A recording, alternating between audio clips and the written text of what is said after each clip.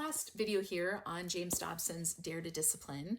Thing I think that I found so fascinating reading this in one sitting was how little Christian content is in here.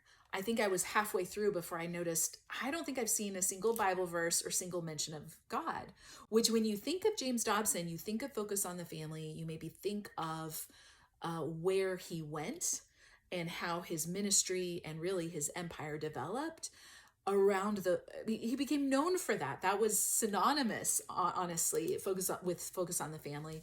And here he seems to me a case that mixes his training in psychology, his experience with teenagers and adolescents in the education system, and his kind of common sense toward parenting. He has this clinical analysis of the ills going on in society in teenagers and adolescents, and he has decided that the primary cause of that is lack of discipline in early childhood.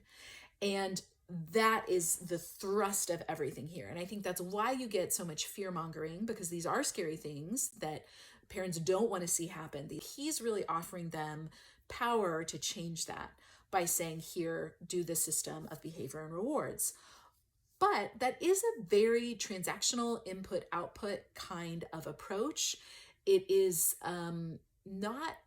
there's not moral or ethical concerns, and there's not really this is God's way of doing it. The only time we really do get a dose of Bible verses is the very last. It's almost an appendix chapter. It's called A Moment for Mom, which I will give him credit here. He opens by saying moms who are primary caregivers should, if at all possible, take an afternoon off a week to go do whatever they need to do. And I thought, oh, that here he offers mothers, he has some suggestions for them. Take time off, don't struggle with things you can't change, don't deal with big problems late at night, try making a list, and seek divine assistance. 5, divine help. We do see some proof texted verses.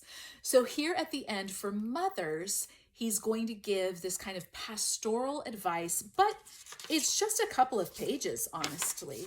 And I find the verses he proof texts very interesting because we see them again and again and again and again later on. And again, I kind of want to trace, and is this where we start to see these verses be the tried and true ones to be pulled out?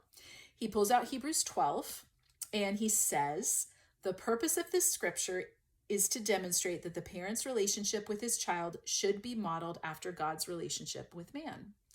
And this is an unsubstantiated claim I've mentioned elsewhere. We have no indication that the author of Hebrews intended to give instruction on parenting. In fact, what we seem to have is the author of Hebrews reaching for something from human life to help suffering Christians find encouragement and comfort in a God who supersedes human relationships, but constantly comes out as though it was a parenting instruction manual in Hebrews 12. We also get the Proverbs, the Proverbs that we see quite often, and the pastoral epistles, that fathers should be in command of their household. They should control and command their children. That's the translation he uses, the Phillips translation. And this is something I had not heard before. I guess in his day, people who opposed the rod suggested that the rod was not a paddle, but was a measuring stick by which to evaluate a child. So he wants to debunk that. And that's not an argument I have heard about the rod. So I might do a little digging on that.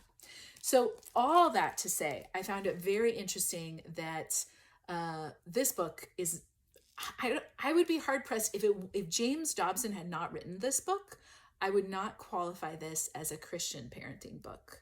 The only way it even squeaks in, besides his authorship, is that last little addendum. But that really is an addendum to wonder if underlying there is an assumption that mothers tend to be more religious or more gentle, that this is going to be harder for them to accept, that they need to take this disciplinary approach. But if they have these Bible verses, that's an appeal to their devoutness and their devotion.